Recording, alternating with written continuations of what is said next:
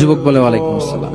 আহমদ ইবনে হাম্বল বলে, যুবক, আমার যাওয়ার জায়গা নেই, সফরে বেরিয়েছি, খুব শীতে কষ্ট পাচ্ছি, রাতে যদি তোমার এই চুলা থেকে একটু আগুন পোহাই কোনো সমস্যা?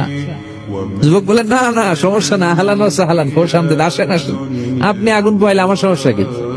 সুবহানাল্লাহ পড়েন।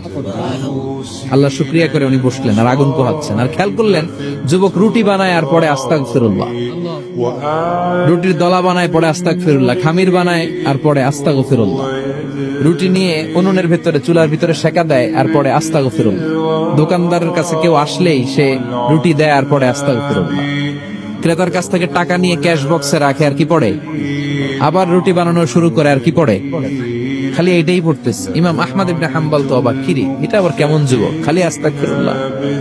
উনি প্রশ্ন করলেন, যুবক ঘটনা কি? আসার পর থেকে তোমার দেখতেছি তুমি রুটি বানাও, রুটি বিক্রি করো আর পড়ো আস্তাগফিরুল্লাহ, মালাকা ইয়া শাবাব।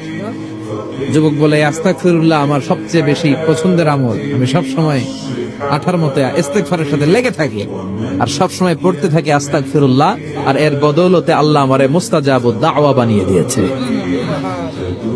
আহমদ ইবনে হাম্বল তো অবাক, আনতা মুস্তাজাবুদ দাওয়া, তুমি মুস্তাজাবুদ দাওয়া, রুটিওয়ালা? আমি এত বছর হাদিস পড়াই, আমিও তো মুস্তাজাবুদ দাওয়া না, আর তুমি রুটি বেচো বাজারে, তুমি মুস্তাজাবুদ দাওয়া, তুমি দোয়া করলে সব কবুল হয়ে যায়? যুবক বলে, না আনা মুস্তাজাবুদ দাওয়া, আমি আমার জীবনে যত দোয়া করেছি কবুল করে নিয়েছে কে? সব দোয়া কবুল করে নিয়েছে আল্লাহ, একটা দোয়া ছাড়া। কয়টা?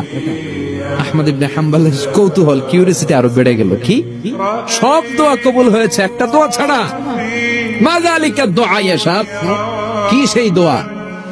যুবক এবার বলতে শুরু করলো, আমার জীবনে যে দোয়াটা আল্লাহ কবুল করে নাই সেটা হচ্ছে, আমি আল্লাহর কাছে অনেক চেয়েছি, অনেক দোয়া করেছে যে আল্লাহ, শুনেছি এই জামানার সবচেয়ে বড় মুহাদ্দিস, তার নাম নাকি ইমাম আহমদ ইবনে হাম্বল, আল্লাহ তোমার কাছে আমার চাওয়া, আমি যেন এই ইমাম আহমদ ইবনে হাম্বলরে দেখে মরতে পারি, আমি যেন ইমাম আহমদ ইবনে হাম্বলের হাতে হাত রেখে মুসাফা করতে পারি আর তার কপালে একটা চুমু এঁকে দিতে পারি। আহমদ ইবনে হাম্বল আবেগপ্রবণ হয়ে গেলেন, চোখের পানি ছেড়ে দিলেন, বললেন, যুবক তোমার এই দোয়াটাও কবুল হয়ে গিয়েছে।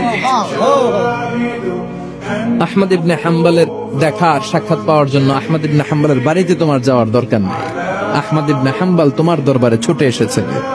আনা আহমদ ইবনে হাম্বল মুহাদ্দিসুদ দাহর, আমি নিজেই আহমদ ইবনে হাম্বল।